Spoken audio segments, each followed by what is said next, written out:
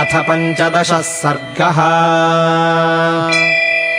सवीक्षमाणस्तत्रस्थो मार्गमाणश्च मैथिलीम् अवेक्षमाणश्च महीम् सर्वाम् तामन्ववैक्षत। सन्तानकलताभिश्च पादपैरुपशोभिताम् दिव्यगन्धरसोपेताम् सर्वतः समलङ्कृताम् ताम् सनन्दनसङ्काशाम् मृगपक्षिभिरावृताम् हर्म्यप्रासादसम्बाधाम् कोकिलाकुलनिस्वनाम् काञ्चनोत्पलपद्माभिर्वापीभिरुपशोभिताम् बह्वासनकुथोपेताम् बहुभूमिगृहायुताम् सर्वर्तुकुसुमैरम्यैः फलवद्भिश्च पादपैः पुष्पितानामशोकानाम् श्रिया सूर्योदयप्रभाम् प्रदीप्तामिव तत्रस्थो मारुतिः समुदैक्षत। निष्पत्रशाखाम् विहगैः क्रियमाणामिवासकृत् विनिष्पतद्भिः शतशश्चित्रैः पुष्पावतंसकैः समूलपुष्परचितैरशोकैः शोकनाशनैः पुष्पभारातिभारैश्च स्पृशद्भिरिव मेदिनीम् कर्णिकारैः कुसुमितैः किंशुकैश्च सुपुष्पितैः सदेशः प्रभया तेषाम् प्रदीप्त इव सर्वतः पुन्नागाः सप्तपर्णाश्च चम्पकोद्दालकास्तथा विवृद्धमूला बहवः शोभन्ते स्म सुपुष्पिताः शातकुम्भनिभाः केचित् केचिदग्निशिखप्रभाः नीलाञ्जननिभाः केचित् तत्राशोकाः सहस्रशः नन्दनम् विबुधोद्यानम् चित्रम् चैत्ररथम् यथा अतिवृत्तमिवाचिन्त्यम् दिव्यम् रम्यश्रियायुतम् द्वितीयमिव चाकाशम् पुष्पज्योतिर्गणायुतम् पुष्परत्नशतैश्चित्रम् पञ्चमम् सागरम् यथा सर्वर्त्वपुष्पैर्निचितम् पादपैर्मधुगन्धिभिः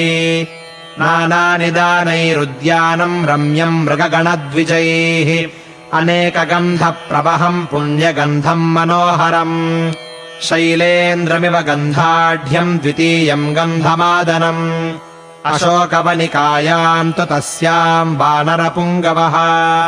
सददर्शाविदूरस्थम् चैत्यप्रासादमूर्जितम् मध्ये स्तम्भसहस्रेण स्थितम् कैलासपाण्डुरम् प्रवालकृतसोपानम् तप्तकाञ्चनवेदिकम्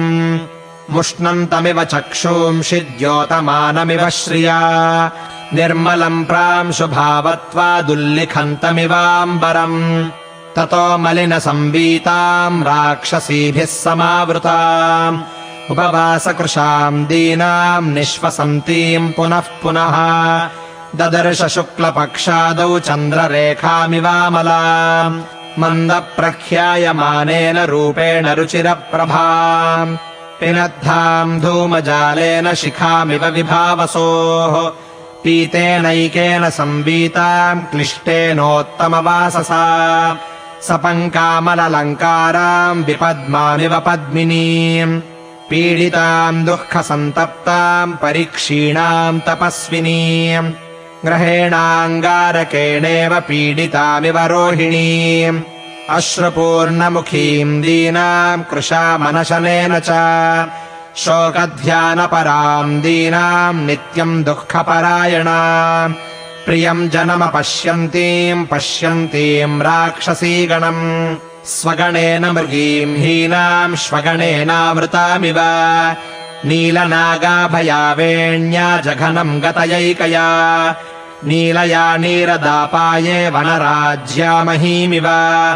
सुखार्हाम् दुःखसन्तप्ताम् व्यसनानामकोविदाम् ताम् विलोक्य विशालाक्षीमधिकम् मलिनाम् कृशाम् तर्कयामास सीतेति कारणैरुपपादिभिः ह्रियमाणा तदा तेन रक्षसा कामरूपिणा यथा रूपा हि दृष्टा सा तथा रूपेयमङ्गना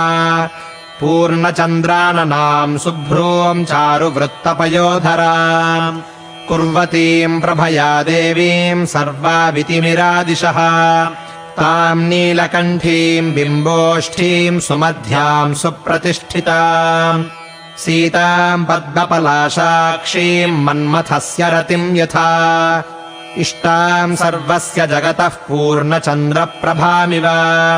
भूमौ सुतनुमासीनाम् नियतामिव तापसीम्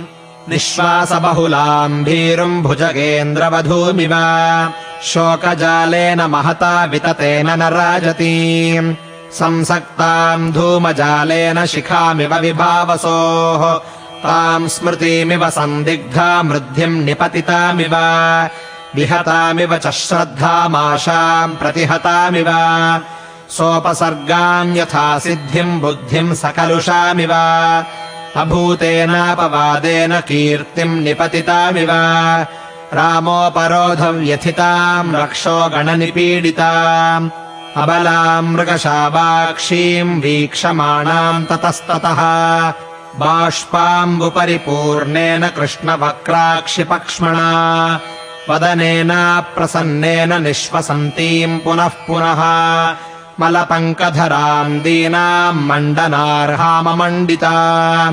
प्रभाम् नक्षत्रराजस्य कालमेघैरिवावृता तस्य सन्दिदिहे बुद्धिस्तथा सीताम् निरीक्ष्य च आम्नायानामयोगेन विद्याम् प्रशिथिलामिव दुःखेन बबुधे सीताम् हनुमाननलङ्कृता संस्कारेण यथा हीनाम् वाचमर्थान्तरम् गता ताम् समीक्ष्य विशालाक्षीम् राजपुत्रीमनिन्दिता तर्कयामास सीतेति कारणैरुपपादयन्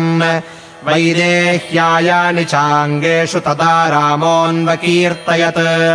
तान्याभरणजालानि गात्रशोभीन्यलक्षयत् सुकृतौ कर्णवेष्टौ च श्वदंष्टौ च सुसंस्थितौ मणिविद्रुमचित्राणि हस्तेष्वाभरणानि च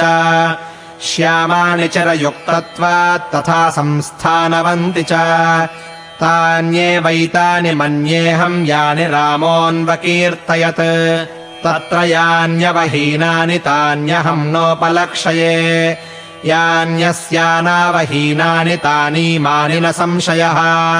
पीतम् कनकपट्टाभम् स्रस्तम् तद्वसनम् शुभम् उत्तरीयम् नगासक्तम् तदा दृष्टम् प्लवङ्गमैः भूषणानि च मुख्यानि दृष्टानि धरणीतले अनयैवापविद्धानि स्वनवन्ति महान्ति च इदम् चिरगृहीतत्वाद्वसनम् क्लिष्टवत्तरम् तथाप्यनूनम् तद्वर्णम् तथा श्रीमद्यथेतरत् इयम् कनकवर्णाङ्गी रामस्य महिषी प्रिया प्रणष्टापि सती यस्य मनसो न प्रणश्यति इयम् सा यत्कृते रामश्चतुर्भिरिह तप्यते कारुण्येनानुशंस्येन शोकेन मदनेन च स्त्रीप्रणष्टेति कारुण्यादाश्रितेत्यानुशंस्यतः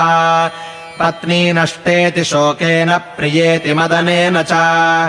अस्या देव्या यथा रूपमङ्गप्रत्यङ्गसौष्ठवम्